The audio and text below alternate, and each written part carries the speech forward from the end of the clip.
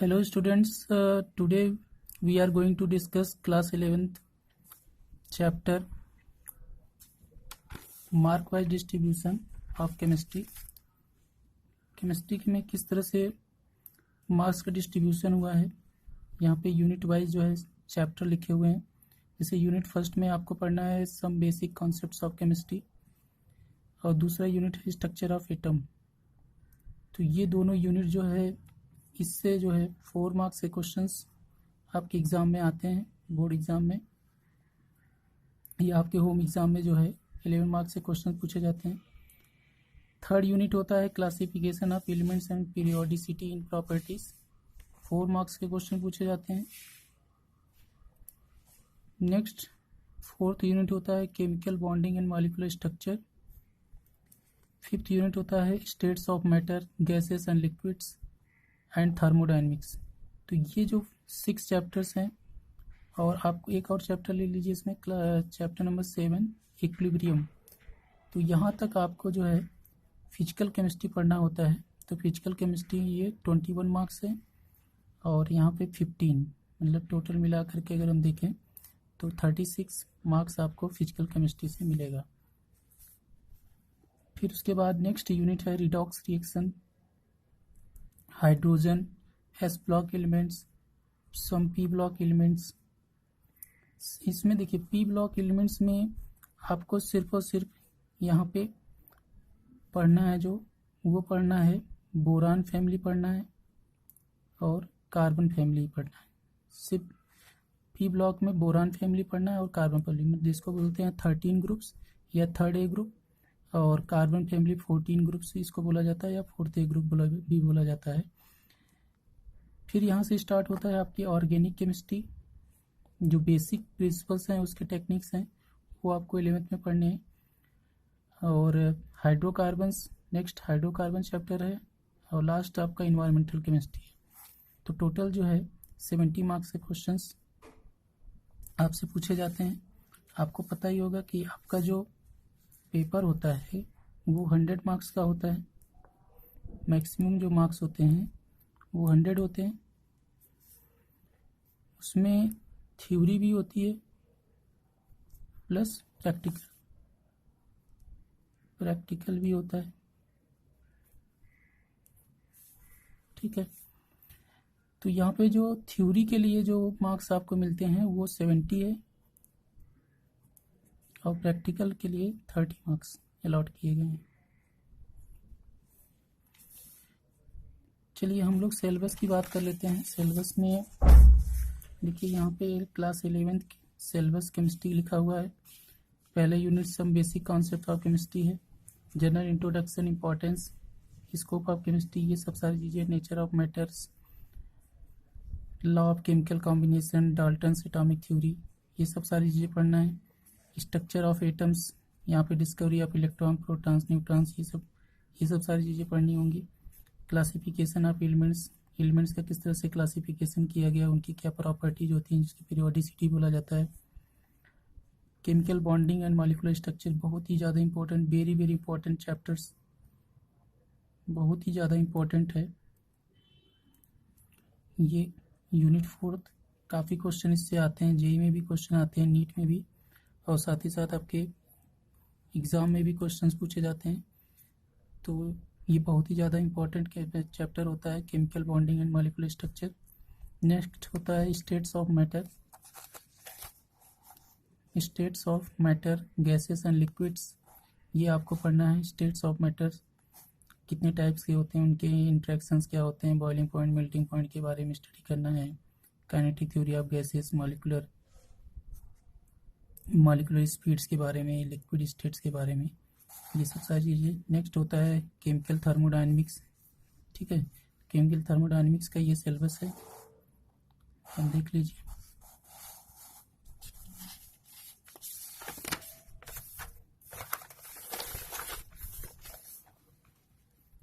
Next है equilibrium, redox reaction, hydrogen, S block elements, alkali and alkali earth metals, preparation and properties, some P block elements, group 13 elements, 14 elements. तो यहाँ पे आप देख सकते हैं पी ब्लॉक एलिमेंट्स में सिर्फ 13 और 14 ग्रुप के एलिमेंट्स को भी पढ़ना है। और फिर organic chemistry some basic principles and techniques, ये आपको पढ़ने हैं। नेक्स्ट है हाइड्रोकार्बन्स। हाइड्रोकार्बन आपको पढ़ना है, ठीक है। उसमें हम लोग पढ़ेंगे सेचुरेटेड और अनसेचुरेटेड, जिसमें हम लोग एल्केन, एल्कीन, एल्काइन की बात कर रहे हैं।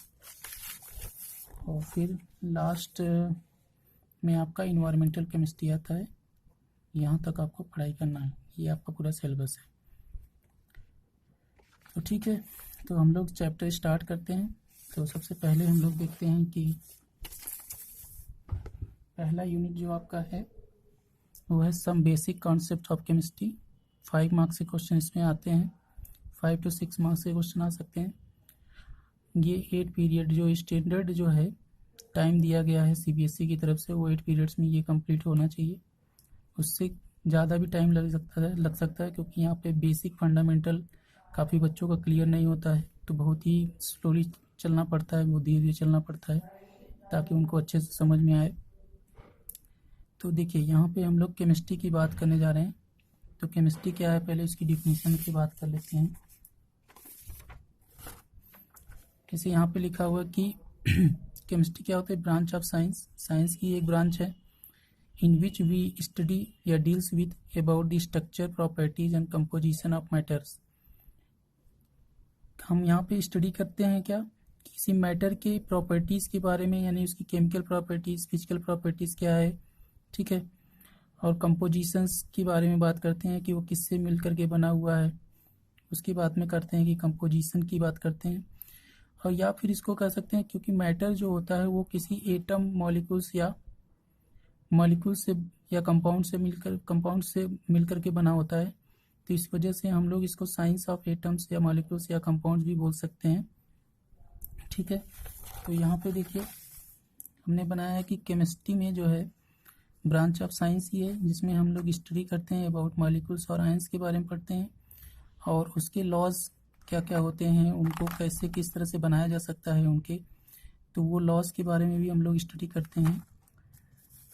क्लासिफिकेशन ऑफ केमिस्ट्री, केमिस्ट्री एक बहुत ही ब्रॉड जो है सब्जेक्ट है, इसमें कई ब्रांचेस होती हैं। जो इम्पोर्टेंट ब्रांचेस है उसको हम लोग अगर डिस्कस करें तो इसमें जैसे पहला ब्रांच होता है ऑर्गेनिक केमिस्ट्री, दूसरा होता है इनऑर्गेनिक केमिस्ट्री, और चौथा होता है फिजिकल केमिस्ट्री, और एनालिटिकल केमिस्ट्री भी इसका पार्ट होता है। वैसे तो और सारे ब्रांचेस हैं, लेकिन जो मेनली हमको इन 4 ब्रांचेस के बारे में पढ़ना है। तो पहले हम लोग समझ लेते हैं कि क्या है ऑर्गेनिक केमिस्ट्री, ठीक है।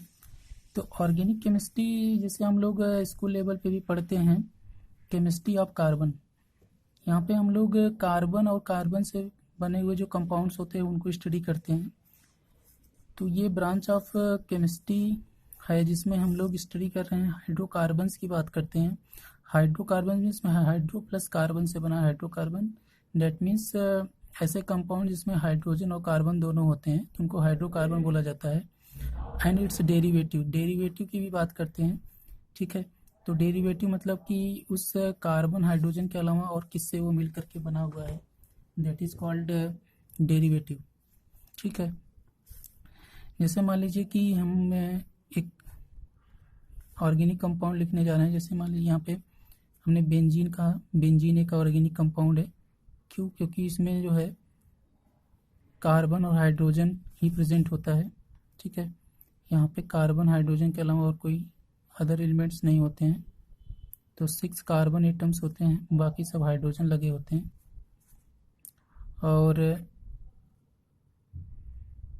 तो इसीलिए इसको बोला जाता है हाइड्रोकार्बन। ये सब क्या है, हाइड्रोकार्बन्स है। यहाँ हाइड्रोजन लगा हुआ है सब जगह पे, इस तरह से ये स्ट्रक्चर होता है। जैसे हम लोग पिरिडीन कहते हैं, पिरिडीन, तो पिरिडीन भी क्या है, एक ऑर्गेनिक कंपाउंड होता है, बट इसमें क्या होता है कि एक कार्बन की जगह पे नाइट्रोजन आ जाता है, तो इसको बोलते हैं हेट्रो एटम्स। इस नाइट्रोजन को बोलते हैं हेट्रो एटम, तो इसको हेट्रो एटम बोला जाता है। तो हम लोग बेसिकली जो स्कूल लेवल में पढ़ते हैं, थोड़ा सा डिफिनीशन उसमें ये ऐड करना पड़ेगा कि study of hydrocarbon and it's derivative. तो डेरिवेटिव को भी स्टडी करते हैं, जैसे यूरिया में कार्बन हाइड्रोजन के अलावा उसमें नाइट्रोजन भी प्रेजेंट होता है, तो हम उसको बोल सकते हैं कि it is derivative of hydrocarbon. तो हाइड्रोकार्बन एंड इट्स डेरिवेटिव, ऐसे कंपाउंड्स को हम लोग स्टडी करते हैं। तो ऐसे केमिस्ट्री को हम लोग बोलते हैं ऑर्गेनिक केमिस्ट्री। नेक्स्ट जो होता है वो इनऑर्गेनिक केमिस्ट्री होता है। इनऑर्गेनिक केमिस्ट्री में हम स्टडी करते हैं एलिमेंट्स के बारे में और कंपाउंड्स के बारे में अदर देन ऑर्गेनिक। तो ऑर्गेनिक कंपाउंड्स के अलावा जो कुछ बचता है केमिस्ट्री में, जो कंपाउंड्स होते हैं उनको हम लोग इनऑर्गेनिक कंपाउंड्स कहते हैं। इसमें हम रिएक्शंस के बारे में स्टडी कर देंगे, स्ट्रक्चर्स के बारे में स्टडी करेंगे और एलिमेंट्स के बारे में स्टडी करते हैं, जो कि इनऑर्गेनिक कंपाउंड, जैसे अमोनिया होता है, इनऑर्गेनिक कंपाउंड्स, कार्बन डाइऑक्साइड, ठीक है। कार्बन डाइऑक्साइड भी एक इनऑर्गेनिक कंपाउंड्स होता है, क्योंकि वो इनऑर्गेनिक कैरेक्टर्स को शो करता है। उसे हम लोग नेक्स्ट डिटेल में पढ़ेंगे। थर्ड वन होता है कि फिजिकल केमिस्ट्री। फिजिकल केमिस्ट्री में हम लोग क्या पढ़ते हैं, अब देखिए बात ये आ गई कि जो कार्बन हाइड्रोजन से बने होते हैं तो उनको हम लोग ऑर्गेनिक में स्टडी करते हैं, बाकी जो कुछ बच गया उसको हम लोग इनऑर्गेनिक में स्टडी करते हैं। तो अब ये दिमाग में आ रहा होगा कि फिजिकल में हम लोग क्या स्टडी करने वाले हैं। तो फिजिकल केमिस्ट्री में क्या स्टडी करेंगे, फिजिकल केमिस्ट्री में जो कुछ केमिकल चेंजेस होते हैं या फिजिकल चेंजेस होते हैं वो किस लॉ के थ्रू हो रहे हैं, उनमें कौन सा लॉ अप्लाई कर रहे हैं, उसके क्या प्रिंसिपल्स हैं, वो सब कुछ हम लोग स्टडी करते हैं फिजिकल केमिस्ट्री में। एक ब्रांच केमिस्ट्री की एक और होती है जो कि जिसको बोलते हैं एनालिटिकल केमिस्ट्री। तो एनालिटिकल केमिस्ट्री भी एक इम्पॉर्टेंट ब्रांच होती है केमिस्ट्री की, जिसमें हम लोग क्वालिटेटिव एंड क्वांटिटेटिव एनालिसिस की बात करते हैं। क्वालिटेटिव का मतलब होता है कि विच इज़ प्रेजेंट। हम क्वालिटेटिव एनालिसिस की जब बात करते हैं तो हम लोग उसकी क्वांटिटी की बात नहीं करते हैं, हम लोग सिर्फ उसके डिटेक्शन की बात करते हैं कि उसमें कौन से, कोई कंपाउंड दिया है तो उसमें कौन कौन से एलिमेंट्स प्रेजेंट है, कोई केटायंस है, कोई सैंपल दिया हुआ है तो उसमें कौन से केटायंस है, कौन से एनायंस है, इसमें इंटरेस्टेड होते हैं, न कि वो कितने ग्राम प्रेजेंट है। जैसे किसी कंपाउंड का कलर वाइट है, किसी का रेड कलर है, तो हम उसके कलर को स्टडी करते हैं, न कि वो कितने केजी रेड है, कितने जो है ग्राम जो है वाइट है, उसके बारे में नहीं स्टडी करते हैं। उसकी स्टडी हम लोग क्वांटिटेटिव एनालिसिस में करते हैं। तो क्वांटिटेटिव एनालिसिस में हम लोग ये बात करते हैं कि how much NaCl is present, how much barium chloride is present. तो वहाँ पे हम लोग क्वांटिटी की बात करते हैं। हम लोग इंटरेस्टेड यहाँ पे क्या होते हैं, क्वांटिटी पे, वो क्वांटिटी, उसकी क्वांटिटी कितनी है, वो कितने ग्राम प्रेजेंट है। बट यहाँ पे हम लोग क्वांटिटी की बात नहीं करते हैं, वहाँ पे हम डिटेक्ट करते हैं कि कोई एलिमेंट्स प्रेजेंट है कि नहीं प्रेजेंट है, इन सब के बारे में स्टडी करते हैं। उसके कलर्स क्या हैं, उसका जो है फिजिकल अपीयरेंस क्या है, इस तरह की स्टडी किया जाता है क्वालिटेटिव एनालिसिस में। तो आई होप आपको समझ में आ रहा होगा कि किस तरह के क्लासिफिकेशन किया गया है केमिस्ट्री को organic, inorganic, physical and analytical chemistry, इस तरह से 4 तरह से डिवाइड किया गया है। ओके, तो हम लोग जो है पहला चैप्टर हम लोग स्टार्ट करते हैं। पहला हमारा चैप्टर है unit first, some basic concept of chemistry. तो हम लोगों ने देख लिया कि केमिस्ट्री की डिफिनीशन क्या होती है, the branch of science in which we study about the structure, properties and composition of matter, ठीक है। तो वो सारी चीज़ें हम लोग यहाँ पे स्टडी करते हैं। अब सेकंड बात ये आती है कि चलिए हम लोग समझ लिए कि केमिस्ट्री का क्या डिफिनीशन है। केमिस्ट्री वैसे इसका जो एक्चुअल मीनिंग होता है, जो केमिस्ट्री जो वर्ड होता है वो कीमिया वर्ड से आया है, जिसका मतलब होता है ब्लैक सॉयल। तो इजिप्ट में ब्लैक सॉयल पाई जाती है, तो वहीं से केमिस्ट्री की डेवलपमेंट मानी जाती है। ये हिस्ट्री आप पढ़ेंगे केमिस्ट्री की तो वहाँ पे ये चीज़ें आपको मिल जाएंगी, ठीक है। तो वो सारी चीज़ें हम लोगों को स्टडी नहीं करना है। तो अब सबसे बड़ी चीज़ ये आती है कि कोई स्टूडेंट जो है केमिस्ट्री के प्रति उनका कैसे जो है इंटरेक्शन बढ़े, कि वो केमिस्ट्री क्यों पढ़े। तो उसकी इम्पोर्टेंस को समझना ज़रूरी होता है कि जब हमको उसकी इम्पोर्टेंस समझ में आ जाती है कि हाँ केमिस्ट्री हमारे लिए इतनी इम्पोर्टेंस है, तब हमारा उसमें पढ़ने में भी हमको इंटरेस्ट आने लगता है कि हमें इसको पढ़ना चाहिए। बिना हम इसको इम्पोर्टेंस के हम लोग जो है इसको वैल्यू नहीं समझते हैं। तो चलिए हम लोग बात करते हैं कि इम्पोर्टेंस ऑफ केमिस्ट्री की इम्पोर्टेंस क्या है। Why are we study chemistry हम लोग क्यों पढ़ते हैं। तो हम आपको बता दें कि केमिस्ट्री की बहुत सारी इंपॉर्टेंस है। यहाँ पे कुछ इंपॉर्टेंस आपको बताई गई हैं, जो कुछ इंपॉर्टेंस हैं। पहला जो है केमिस्ट्री इन मेडिसिन। तो मेडिसिन, जो मेडिसिनल केमिस्ट्री होती है, केमिस्ट्री की एक ब्रांच होती है मेडिसिनल केमिस्ट्री। वो एक ब्रांच होती है जहाँ पे हम लोग मेडिसिन्स की बात करते हैं। जैसे आपका यहाँ पे ये है टैक्सोल, सिस्प्लैटिन, ये सब क्या होते हैं, कैंसर थेरेपी के रूप में यूज होते हैं। ये बहुत ही इंपॉर्टेंट ड्रग्स होते हैं, ठीक है। तो बहुत इंपॉर्टेंट ड्रग हैं टैक्सोल, सिस्प्लैटिन। इसी तरीके से AZT होता है, एजिडोथाइमिडीन, जो कि एड्स विक्टिम्स के रूप में यूज होता है। ये उसको जो है, जैसे एड्स के जो पेशेंट्स होते हैं उनके ट्रीटमेंट में यूज किया जाता है। AZT, एजिडोथाइमिडीन होता है। नेक्स्ट होता है एंटीपायरेटिक। एंटीपायरेटिक ड्रग भी होते हैं जो कि फीवर को रिड्यूस करते हैं। तो और एक होता है एनाल्जेसिक। एनाल्जेसिक क्या करता है, वो पेन को कम करने का काम करता है, रिड्यूस करता है पेन को। जैसे पैरासीटामॉल और एस्पिरिन। पैरासीटामॉल और एस्पिरिन जो एक दोनों मेडिसिन क्या होती हैं, ये दोनों में काम करती हैं, एंटीपायरेटिक भी होती हैं और एनाल्जेसिक भी होती हैं। नेक्स्ट होता है एंटीसेप्टिक। एंटीसेप्टिक्स जो इन्फेक्शन को स्टॉप करती हैं, इन्फेक्शन को बढ़ने से रोकती हैं, जैसे डिटॉल, सेवलॉन, ये सब एंटीसेप्टिक्स होती हैं। जो कि जहाँ पे कहीं ऊन्स होता है, जो हमको घाव कहीं हो जाता है, तो उनको जो है रिलीव करने में, जो वहाँ पे बैक्टीरिया वगैरह होती हैं, तो उनको जो है कह सकते हैं कि उनमें हेल्प करता है। ये डिटॉल और सेवलॉन जो होती हैं वो एंटीसेप्टिक के रूप में यूज होते हैं, वो इन्फेक्शन को बढ़ने से रोकती हैं। डिसइंफेक्टेंट्स क्या होते हैं, वो माइक्रो ऑर्गेनिज्म को किल करने में यूज किए जाते हैं। जैसे जो टॉयलेट्स होते हैं, जो फर्श होते हैं, उनको क्लीन करने में यूज किया जाता है, ठीक है। तो जैसे फिनॉल होता है, phenol is a very good disinfectant. तो ये सारी चीज़ें होती हैं मेडिसिन में। और भी कुछ मेडिसिन्स हैं, जैसे होता है DDT। DDT का नाम सुना होगा आपने, गैमेक्सिन। ये किल मॉस्किटोज एंड फ्लाइज।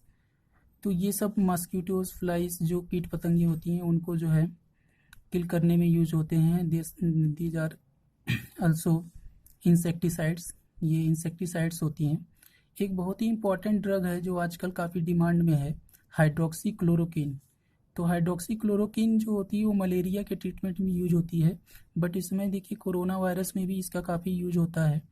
यहाँ तक कि अमेरिका ने भी इसकी डिमांड कर रखी है, हाइड्रोक्सी क्लोरोक्विन। तो आपको ये जान के आश्चर्य होगा कि हाइड्रोक्सी क्लोरोक्विन जो होता है, इंडिया में सबसे ज़्यादा प्रोडक्शन इंडिया में ही होता है।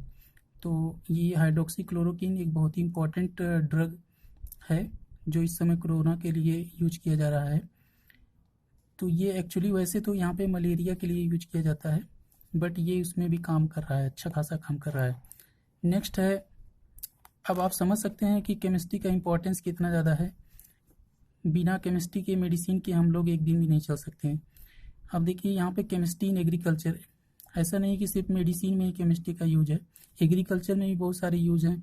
एग्रीकल्चर में जो हम लोग अमोनियम सल्फेट या यूरिया, जो हम लोग फर्टिलाइजर्स यूज करते हैं क्रॉप की प्रोडक्शन को बढ़ाने के लिए, तो वहाँ पे भी हम लोग एग्रीकल्चर में भी केमिस्ट्री का काफ़ी यूज हम लोग देखते हैं। नेक्स्ट वन इज है केमिस्ट्री इन इंडस्ट्री। इंडस्ट्री में क्या यूज है, इंडस्ट्री में बहुत सारी यूज हैं। जैसे पेंट इंडस्ट्री का नाम सुना होगा, वार्निसेस इंडस्ट्रीज होती हैं जहाँ पे प्लास्टिक इंडस्ट्री होती है, सीमेंट की जो फैक्ट्रीज होती हैं वहाँ पे भी सीमेंट बनाने का काम किया जाता है। सिल्वर हो गया, गोल्ड हो गया, इन सब रिफाइनरीज होती हैं, वो सब केमिस्ट्री इन इंडस्ट्री या इंडस्ट्रियल केमिस्ट्री के नाम से भी इस ब्रांच को जाना जाता है। नेक्स्ट है chemistry in our daily life. Chemistry in our daily life, तो हमारे डेली लाइफ में भी केमिस्ट्री के बहुत सारे यूज है। हम लोग बहुत सारे ऐसे केमिकल प्रोडक्ट्स का यूज करते हैं, जैसे कॉस्मेटिक्स का यूज किया जाता है, परफ्यूम्स का यूज किया जाता है, oils, shampoos, soap, ammonia. Ammonia का यूज कहाँ पे किया जाता है, ये जो आइस फैक्ट्री होती है वहाँ पे अमोनिया का यूज किया जाता है। लिक्विड सल्फर डाइऑक्साइड, ये फ्रीज में यूज किया जाता है। और फ्रियॉन्स जो क्लोरोफ्लोरोकार्बन होता है, ये AC में यूज किया जाता है, ठीक है, फ्रियॉन्स। नेक्स्ट है uses as an energy resources. तो हमारे पास जो